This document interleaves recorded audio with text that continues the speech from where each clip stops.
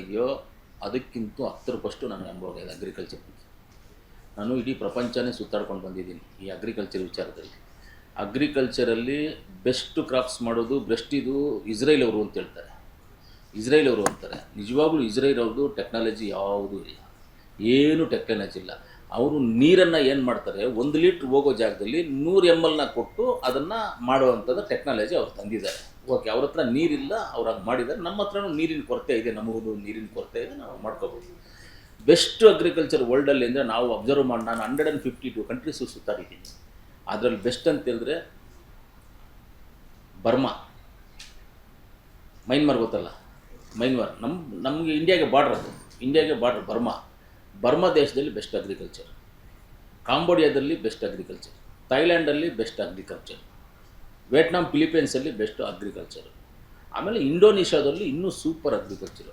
ಅವರೆಲ್ಲ ಪೆಸ್ಟಿಸೈಡ್ಸು ಹೊಡಿಯಲ್ಲ, ಏನೂ ಇಲ್ಲ. ಅದು ಹೆಂಗೆ ಮಾಡ್ತಾರೆ ಅಂತ ನಮ್ಗೆ ಅರ್ಥ ಆಗ್ತಾಯಿಲ್ಲ, ಯಾವ ಥರ ಮಾಡ್ತಾರೆ ಅಂತ ಅಷ್ಟು ಆಗ್ತಾಯಿಲ್ಲ. ಕೋಲಾರದಲ್ಲಿ ಸಿಬಿಎಸ್ಇ ಸಿಲೆಬಸ್ನ ಟಾಪ್ ಸ್ಕೂಲ್ ಪಟ್ಟಿಯಲ್ಲಿರುವ ಅರ್ಕಾ ಇಂಟರ್ನ್ಯಾಷನಲ್ ಸ್ಕೂಲ್ನಲ್ಲಿ 2026-27ನೇ ಸಾಲಿನ ನರ್ಸರಿಯಿಂದ 10ನೇ ತರಗತಿಯವರೆಗೆ ದಾಖಲಾತಿಗಳು ಪ್ರಾರಂಭವಾಗಿದೆ. ಹೈಟೆಕ್ ಸ್ಕೂಲ್ ಬಿಲ್ಡಿಂಗ್, ಆಟದ ಮೈದಾನ, ನುರಿತ ಶಿಕ್ಷಕರು ಹಾಗೂ ವಿದ್ಯಾರ್ಥಿಗಳಿಗೆ ಕ್ರೀಡಾ ತರಬೇತಿ ಜೊತೆಗೆ ಸುರಕ್ಷಿತ ಬಸ್ ವ್ಯವಸ್ಥೆ ಕಲ್ಪಿಸಲಾಗಿದೆ. ನಿಮ್ಮ ಮಗುವನ್ನ ದಾಖಲು ಮಾಡೋದಕ್ಕೆ ಹಿಂದೆ ಭೇಟಿ ನೀಡಿ. Arka international school, Maderahalli. ರೈತರೆಲ್ಲ ಅಲ್ಲಿ ಶ್ರೀಮಂತರಾಗೇ ಇದ್ದಾರೆ, ಬಿಸ್ನೆಸ್ ಮ್ಯಾನ್ಗಳೇ ಬಡವರು. ಅಲ್ಲಿ ರೈತರೆಲ್ಲ ಶ್ರೀಮಂತರಾಗಿದ್ದಾರೆ. ಇಲ್ಲಿ ಯಾಕೆ ನಮ್ಮ ರೈತರಿಗೆ ತೊಂದರೆ ಆಗ್ತಾ ಇದೆ, ಇಲ್ಲಿ ಯಾಕೆ ನಮ್ಮ ರೈತರಿಗೆ ಈ ಥರ ಅನಾನುಕೂಲ ಆಗ್ತಾ ಇದೆ ಅಂತ ನಮಗೊಂದು ಮನಸ್ಸಿಗೆ ಬೇಜಾರಾಗುತ್ತೆ. ಅಂದರೆ ಅದನ್ನು ಯಾಕೆ ನಾವೆಲ್ಲ ಒಂದು ಅಧ್ಯಯನ ಯಾಕೆ ಮಾಡಬಾರ್ದು? ಆ ಕಡೆ ಇವಾಗ ಆ ಕಡೆ ಹೋಗಿ ಹೆಂಗೆ ಮಾಡ್ತಾ ಇದ್ದಾರೆ, ಅವರು ಏನು ಮಾಡ್ತಾ ಇದ್ದಾರೆ, ಒಂದು ತಿಂಗಳಲ್ಲಿ ಇದ್ಕೊಂಡು ನಮ್ಮ ಆಫೀಸರ್ಸ್ ಹೋಗಿ ಅದೊಂದು ಅಧ್ಯಯನ ಮಾಡಿ ಯಾವ ರೀತಿಯಲ್ಲಿ ಇವ್ರು ಬೆಳೀತಾ ಇದ್ದಾರೆ, ಏನಕ್ಕೆ ಬೆಳೀತಾ ಇದ್ದಾರೆ ಅಂತ ನಾವು ಯಾಕೆ ತಿಳ್ಕೊಬಾರ್ದು? ಮಾಡ್ಬೋದಲ್ಲ, ಒಂದು ಪ್ರಪೋಸಲ್. ನಾವೇ ಇಲ್ಲಿಂದ ತಾಲೂಕು ಮಟ್ಟದಿಂದನೇ ಹೋಗೋಣ, ನಮಗೇನು ಇದರಿಂದ ರಾಷ್ಟ್ರ ಮಟ್ಟದ ರಾಜ್ಯ ಮಟ್ಟದ ಏನು ಬೇಕಾಗಿಲ್ಲ. ನಮಗೆ ತಾಲೂಕು ಮಟ್ಟದಿಂದನೇ ಒಂದು ಒಳ್ಳೆ ರೈತರನ್ನ ಒಂದು 4 ಜನನ, ಒಂದು ಆಫೀಸರ್ಸ್ ಒಂದು 4 ಜನ ಹೋಗಿ ಅಲ್ಲಿ ಒಂದು ಅಧ್ಯಯನ ಮಾಡೋಣ, ಮಾಡಿಸ್ಕೊಂಡು. ಇವಾಗ ಬರ್ಮಾದಲ್ಲಿ ಪೆಸ್ಟಿಸೈಡ್ಸೇ ಹೊಡೆಯಲ್ಲ, ಕಮ್ಮಿ.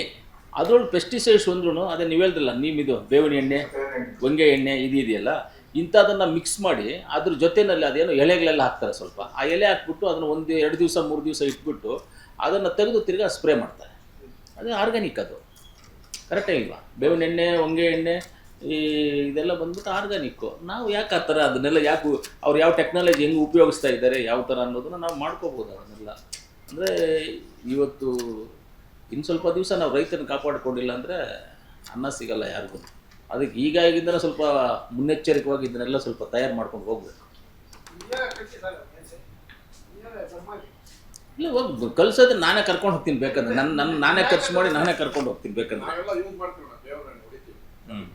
ಇಲ್ಲ, ನಾನು ಇವಾಗ ನಮ್ಮ ತೋಟದಲ್ಲಿ, ನನ್ನ ಗೆಸ್ಟ್ ಹೌಸಲ್ಲಿ ಮಾವಿನ ಮರಕ್ಕೆಲ್ಲ ಹೊಡೆಯೋದೆಲ್ಲ ಬೇವಿನ ಎಣ್ಣೆ ಅದನ್ನು ಮಿಕ್ಸ್ ಮಾಡಿ, ಹಸು ಗಂಜಲ ಮಿಕ್ಸ್ ಮಾಡಿನೇ ಹೊಡೆಯೋದು ನಾವು.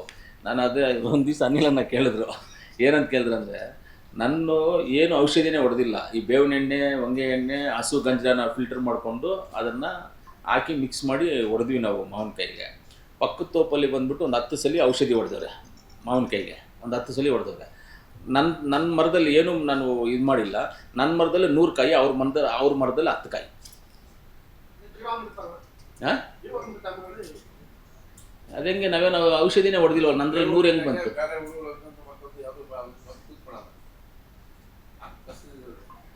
ಅದೇ ಆ ಥರ ಸ್ವಲ್ಪ ರೈತರಿಗೆ ಅವೇರ್ನೆಸ್ ಕೊಡಬೇಕು. ಇಲ್ಲಾಂದರೆ ಇವಾಗ ಏನಾಗೋಗ್ಬಿಟ್ಟಿದೆ, ಯಾವುದೋ ಹಣ್ಣುಗಳು ಅಂತೇಳಿ, ಈಗ ಈ ಮಾವಿನ ಹಣ್ಣು ಬಂದುಬಿಟ್ಟು ಯಾವುದಾದ್ರು ಹೊಸ ಹೆಸರುಗಳು ಎಲ್ಲ ಹೊಸ ತಳಿ ಅಂತ ಹಾಕಿ ಹಳೆಯದನ್ನೆಲ್ಲ ಸಾಯಿಸ್ಬಿಟ್ರು. ಮೊದಲು ಬಂದುಬಿಟ್ಟು ನಮ್ಮ ಹೈವೇ ಇತ್ತಲ್ಲ, ಹಳೆ ಹೈವೇ ಇತ್ತಲ್ಲ, 2013 ಹಿಂದೆ ಇತ್ತು ಹೈವೇ. ಆವಾಗ 13ಗೆ ಇದು ಓಪನ್ ಆಗಿದೆ ಹೈವೇ. ಅದಕ್ಕೆ ಮುಂಚೆ ನಾವೆಲ್ಲ ಮೊದಲು ಬೆಂಗಳೂರಿಂದ ಈ ಕಡೆ ಊರಿಗೆ ಹೋಗೋದು, ಊರಿಂದ ಆ ಮಾವಿನ ಮರಗಳ ಕಡೆಗೆಲ್ಲ ನಿಲ್ಲಿಸ್ಬಿಟ್ಟು ಮಾವಿನಕಾಯಿಲ್ಲ ಹಣ್ಣಾಗಿರೋದು ಮರಗಳಲ್ಲಿ ಕಿತ್ಕೊಂಡು ತಿಂದರೆ ಎಷ್ಟು ಚೆನ್ನಾಗಿರೋದು ಗೊತ್ತಾ? ಅದೇ ಹಸಿ ಕಾಯಿನ ಮುಟ್ಟಕ್ಕಾಗ್ತಾ ಇಲ್ಲ ಅದನ್ನು, ಅಷ್ಟು ಕಹಿ ಅದು, ಹಸಿದು ಅಷ್ಟು ಕಹಿ, ಮುಟ್ಟಕ್ಕೆ ಆಗಲ್ಲ ಅದನ್ನು. ಹಣ್ಣಾದ ಮೇಲೆ ಅಮೃತ ಥರ ಇರೋದದು. ಇವತ್ತು ಆ ಮರಗಳೆಲ್ಲ ಹೋಯ್ತು, ಅಂಥ ಮರಗಳೆಲ್ಲೂ ಇಲ್ಲ. ಕೋಲಾರಲ್ಲಿ ಎಲ್ಲಾದರೂ ಸಿಗುತ್ತೋ ಸಿಗಲ್ವೋ ಗೊತ್ತಿಲ್ಲ. ಎಲ್ಲ ನನ್ನ ತೋಟದಲ್ಲಿ ಮಾತ್ರ ಇಟ್ಕೊಂಡಿದ್ದೀನಿ ನಾನು. ಅದೆಲ್ಲ ಪ್ರತಿಯೊಂದು ತಳಿನೂ ಇದೆ ನನ್ನ ಹತ್ರ, ನಾಟಿಕಾಯಿಗಳು. ಅದೆಲ್ಲ ಸ್ವಲ್ಪ ಕಾಪಾಡಬೇಕಾಗುತ್ತೆ ಅಂಥದಕ್ಕೆಲ್ಲ ಮಾತಾಡ್ತೀವಿ.